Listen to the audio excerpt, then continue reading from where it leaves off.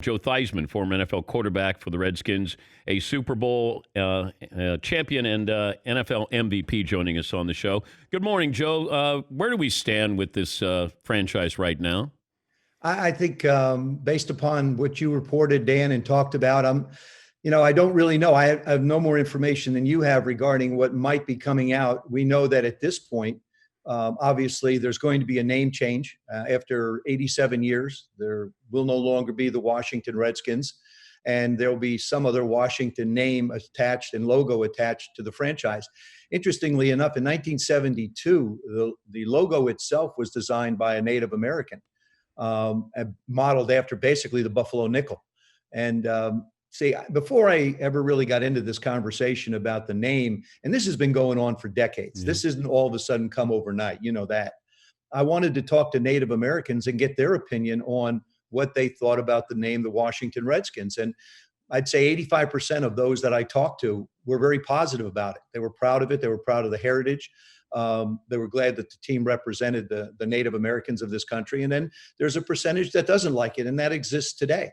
But for whatever reason, and economically, I'm sure is part of it, there's going to be a change, and we move forward with it. But, the other thing, too, is interesting, Dan, is what I thought about is what's going on in society today is July 3rd, the Redskins made an announcement and said, we're going to address this issue. We're going to look at it. And then all of a sudden, 8 days later, a change is coming. I guess I ask myself this question. We've talked about activism in this country, and we've talked about things that should change, but yet they don't. If the Washington football organization can do something in 8 days, why can't other branches of life get something done in a hurry? What are we waiting for? I guess that's my question.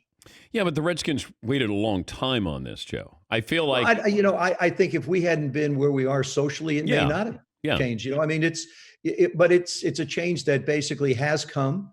And those of us that played under the moniker of the Washington Redskins, Dan, I mean, we won championships there. There's a great legacy and history that we're a part of and very proud of.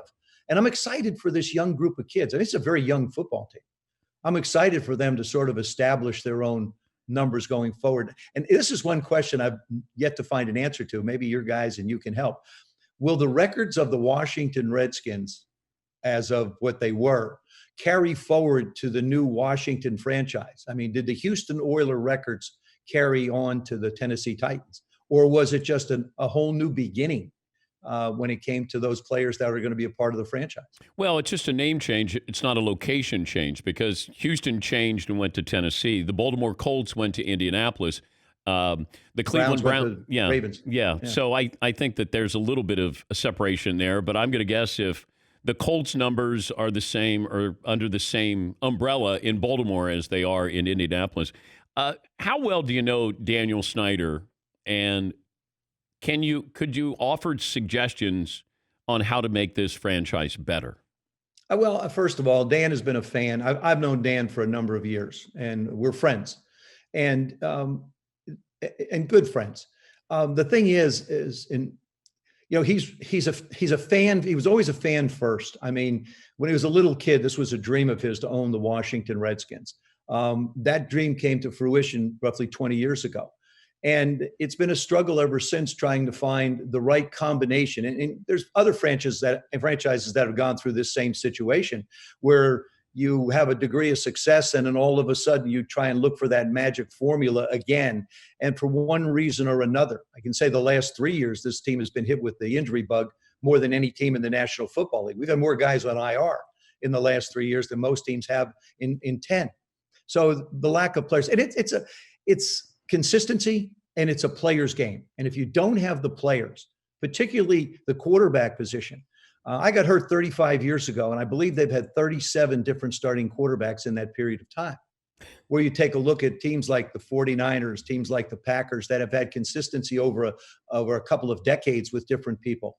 And that's, I think, what we're searching for. And Dwayne Haskins is a very fine young quarterback that we hope will be a kid going forward that can, be sort of the beginning of stability at that position on this football team. But it starts with that position. Yeah, and I'm trying to think, when's the last time you had a quarterback where you went, I feel pretty confident with the franchise in his hands?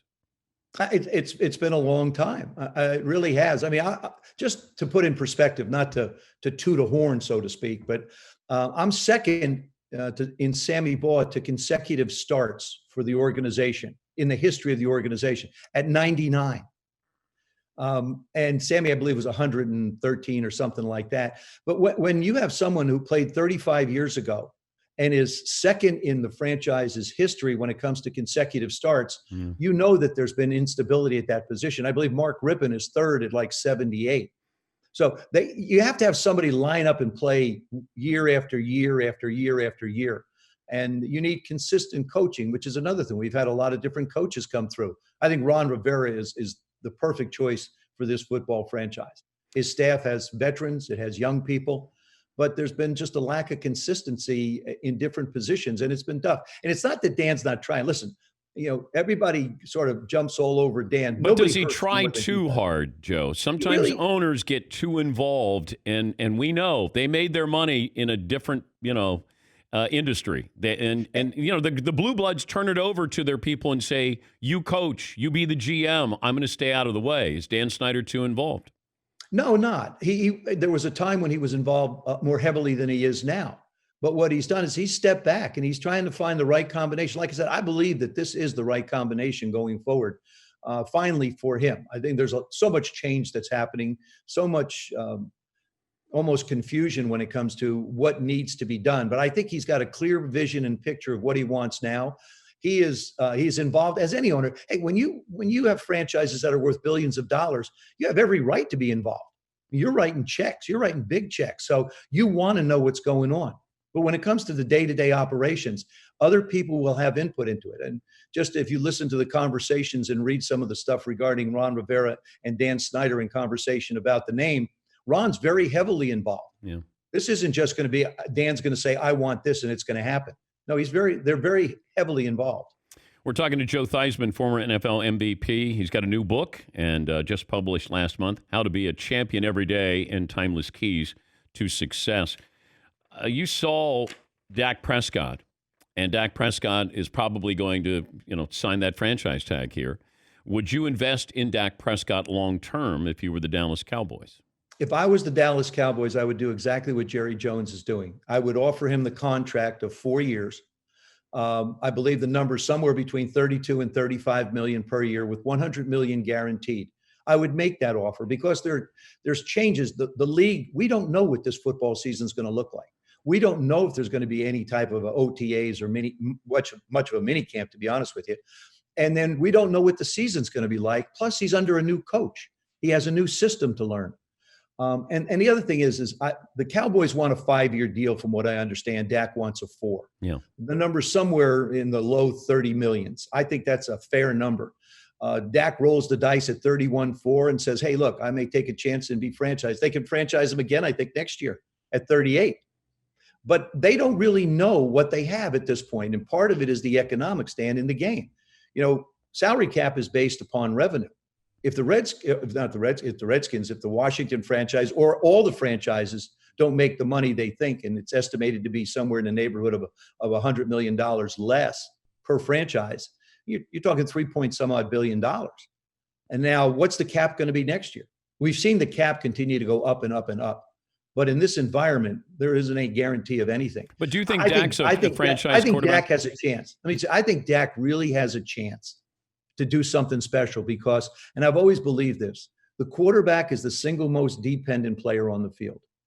You just have to depend on so many different things. Guys catching the ball, defenses stopping people, kicks being made, blocks being made.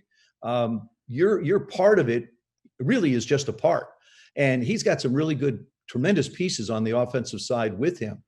And like I said, for him, if he should sign a 5-year contract because he's never going to see the 5th year anyway.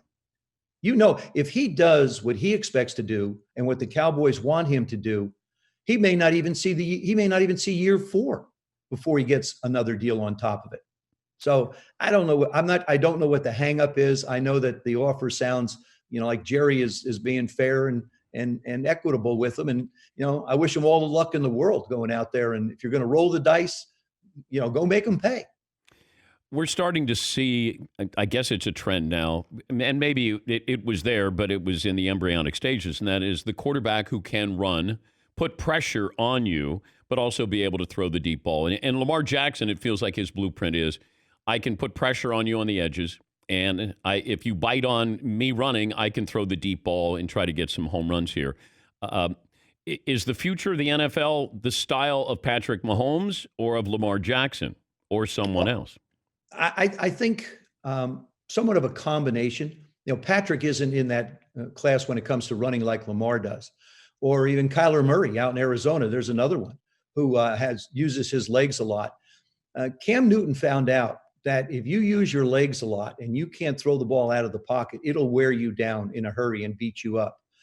I think that you still have to be able to operate out of the pocket, especially with the gun the way it is now and the spread offenses that we're running. You still have to be able to do that on a consistent basis, because at this level, you can't run around and take the pounding over year after year after year and expect to be able to play a long time.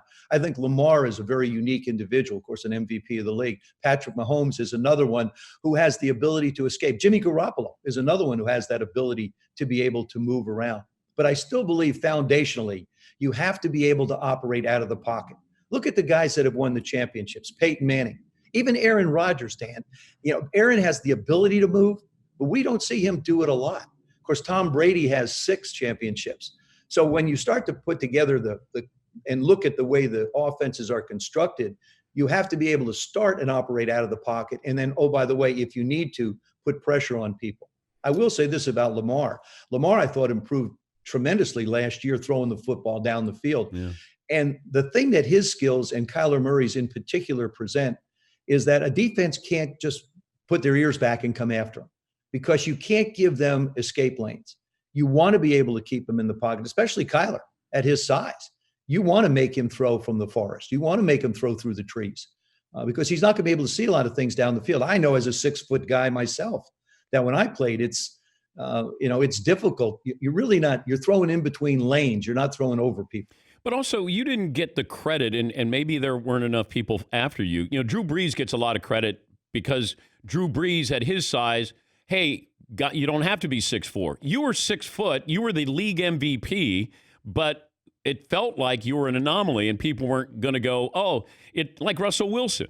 Russell Wilson, I think, got an opportunity because of Drew Brees. But, you were predecessor to Drew Brees as far as being successful and not being 6'4", like Dan Marino or John Elway.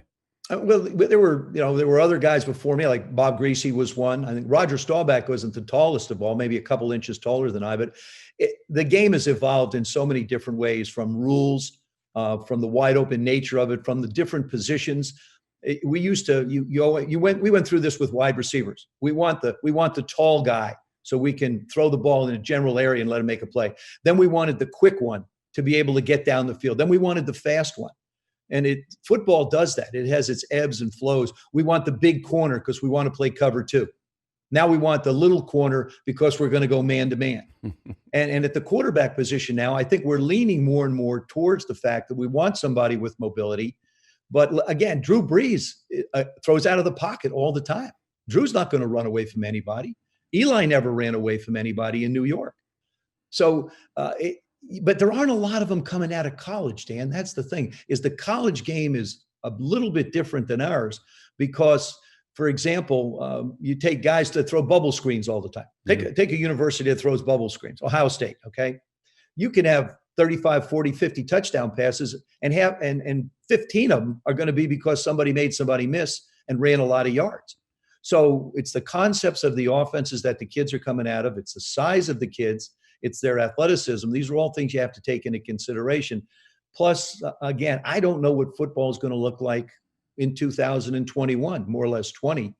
But I do know that the rookies are going to be behind the 8 ball here. You've got the young free agents. You've got new coaches that are trying to instill systems. All these things are done by, as you and I talk now, on Zoom. Joe has a bookshelf behind him, and he's only got 4 books in the bookshelf, and they're all the same book that Joe just put out. It's Joe's book. You mean this one? Oh, you got 5 books there. Joe's got his book there, and How to Be a Champion, 6 Timeless Keys to Success, great tan, great hair. You got it all, Joe. You look like a success. Yeah, the most important thing is you're looking good, Dan. That's the most important thing. Yeah. It's great to talk to you as always, Joe. Thank you. Thanks. Great to catch up with you. Take care of yourself. That's Everybody stay safe. That's Joe Theismann.